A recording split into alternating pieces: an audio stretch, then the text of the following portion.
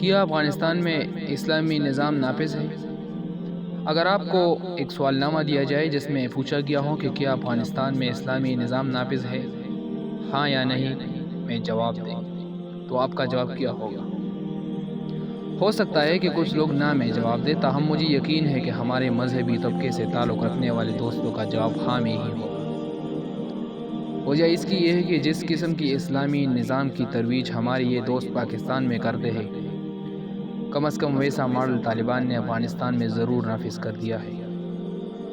اس کی سب سے بڑی نشانی یہ ہے کہ افغانستان میں فحاشی اور غوریانی کا نام و نشان تک نہیں۔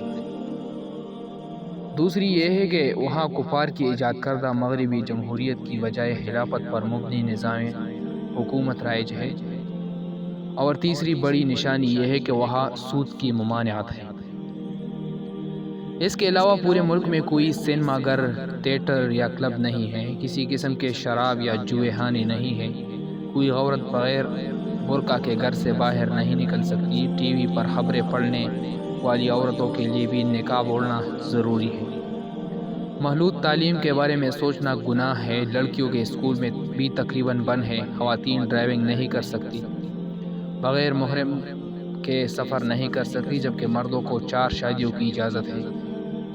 ظاہر ہے کہ یہ تمام باتیں وہی ہیں جن کا ہمارے مذہبی زعماء پاکستان میں پرچار کرتے ہیں اور اس بات پر تعصب کا اظہار کرتے ہیں کہ اسلام کے نام پر حاصل کیے گئے ملک میں اب تک اسلامی نظام نافذ نہیں ہو سکا۔ یہاں 3 سوال پیدا ہوتے ہیں۔ پہلا، کیا واقعی یہ اسلامی نظام کا ماڈل ہے؟ دوسرا، اگر یہ اسلامی نظام کی درست تصویر کشی نہیں تو پھر ہمارے مذہبی زعماء اس کا پرچار کیوں کرتے ہیں؟ اور تیسرا، اگر یہ درست تصویر ہے تو پھر اس کے ثمرات کہاں ہیں؟ پہلے سوال کا جواب تلاش کرنے کے لیے ضروری ہے کہ ہم ان چیدہ کتابوں اور تحریروں کی پڑتال کریں جو اسلامی نظام کے خود و حال سے متعلق ہمارے ملک میں لکھی گئی ہے۔ ظاہر ہے کہ یہ کام 1000 لفظوں کے اس ویڈیو میں جو ہے تو نہیں سمیٹا جا سکتا، صرف اپنی رائے میں دے سکتا ہوں۔ میری رائے میں اسلامی نظام سے متعلق تحریروں کے بھی 2 حصے ہیں۔ ایک حصہ تو وہ ہے جو خالصتاً ان معاملات سے متعلق ہے جن کا پرچار شد و مت سے ملک میں کیا جاتا ہے، یعنی فحاشی، عریانی، محدود تعلیم، ناچ گانا، فلم، تھیٹر، شراب، جوا، سود پر پابندی وغیرہ۔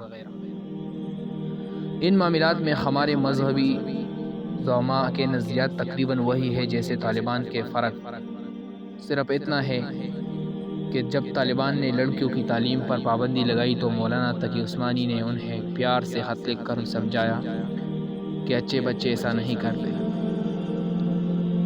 دوسرے معاملات وہ ہے جو سماجی و معاشی انصاف کی فراہمی، جمہوریت طرز حکمرانی، محصولات کی وصولی اور ایک فلاحی معاشرے کے قیام سے متعلق ہے۔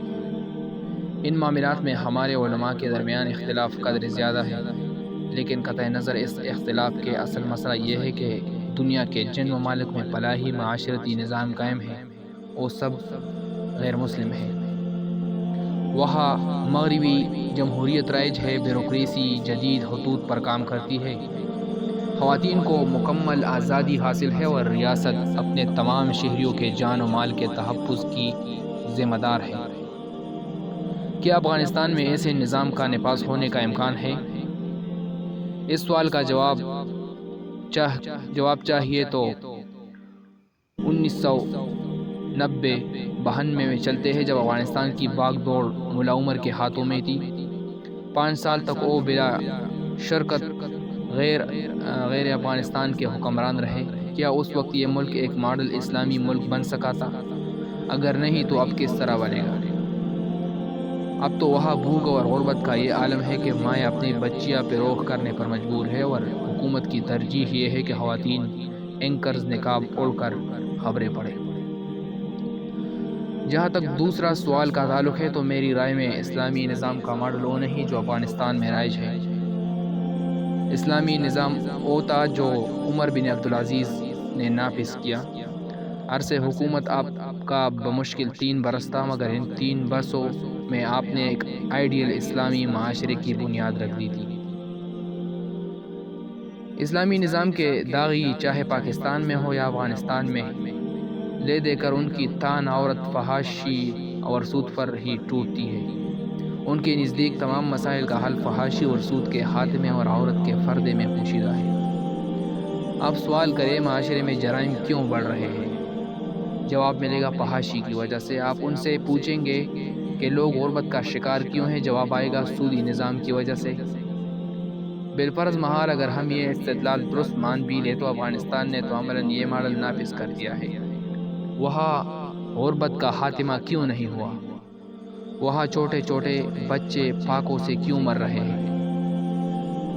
تیسرے سوال کا جواب بھی اسی سے جڑا ہے۔ اگر اسلامی نظام وہی ہوتا جو افغانستان میں 1992 سے 2001 تک رائج تھا یا جو طالبان نے اب نافذ کیا ہے، تو اس کے ثمرات پوری دنیا کے سامنے ہوتے، جبکہ حقیقت حال یہ ہے کہ پورا ملک کھنڈر بنا ہوا ہے۔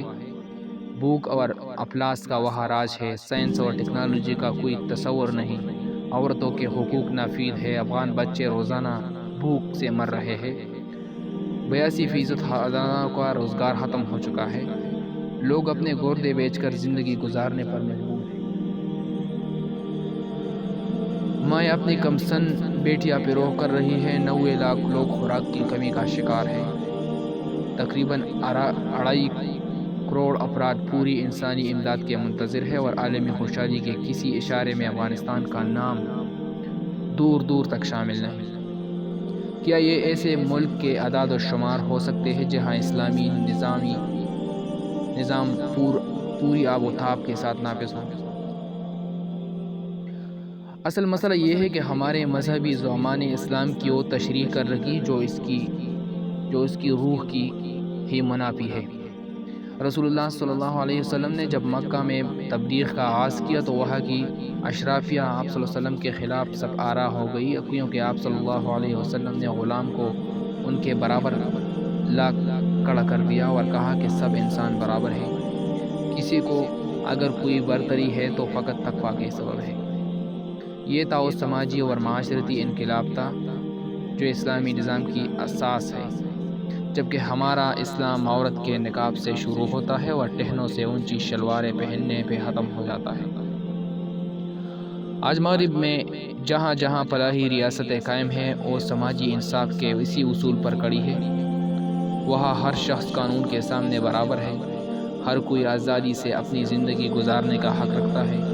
سائنس اور ٹیکنالوجی میں وہ لوگ کامیابی کے جھنڈے گاڑ رہے ہیں، روزانہ نئی ایجادات کر رہے ہیں، مریخ پر بھیجی گئی ان کی مشین ستاروں پر کمند ڈال رہی ہے، جبکہ ہم یہاں افغان طالبان کی کامیابی پر بنگلے ڈال رہے ہیں۔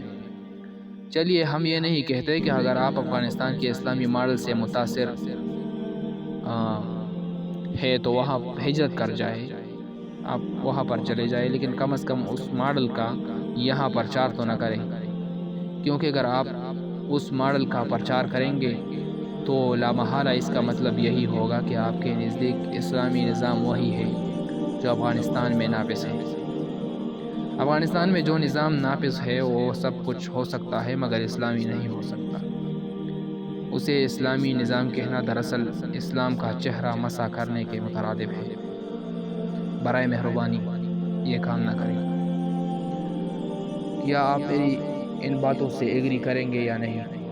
کمنٹ میں اپنی رائے کا اظہار ضرور کر دیجیے، اور اگر آپ نے ابھی تک اس چینل کو سبسکرائب نہیں کیا ہے تو آپ اس چینل کو سبسکرائب بھی کر دیجیے تاکہ اس طرح کی ویڈیو آپ تک پہنچ سکے۔ والسلام۔